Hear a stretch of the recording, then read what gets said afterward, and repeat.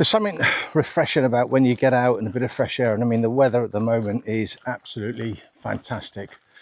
It always gets me thinking. So it's always a great opportunity to share some of my musings, some of my thoughts. And I want to share today a little bit about emergent leadership and actually that preparation for, the changing seats of a CEO, of a managing director.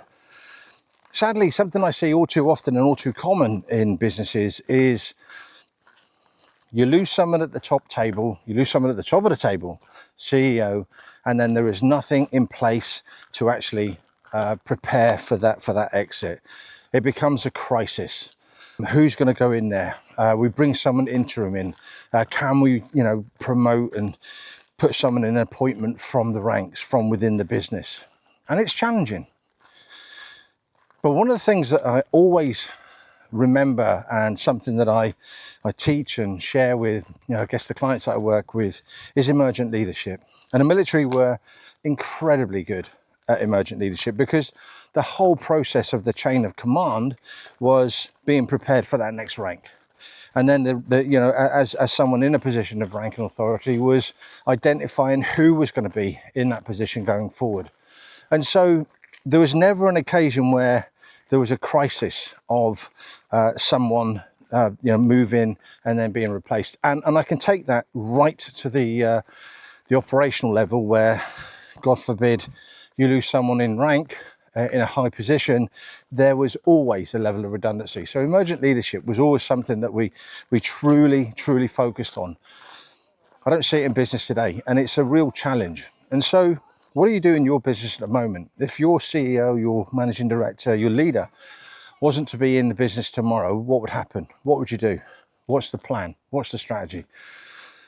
And if there isn't one, then this is something that you should take into account. It's something you should start to think about. Additionally, so emergent leadership isn't just about, necessarily just having that next person ready for leadership. It's also about the effectiveness and the productivity and performance of your people. One thing in the military, and it taught me, and it still sits with me today, is the ability for that next position to be trained to do it.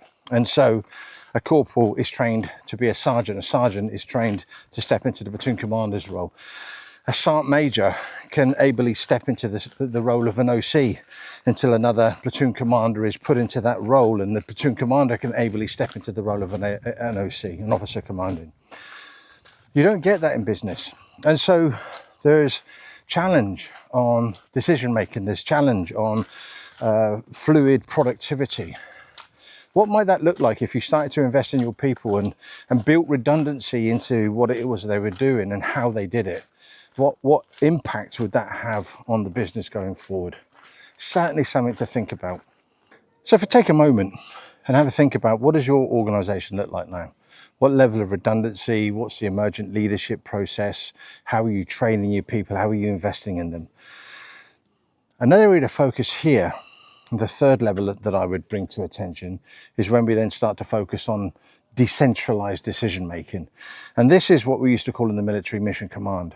This is the ability for all of your team to understand what the intent is, what their why is, what the purpose is, but then to be able to make good decisions.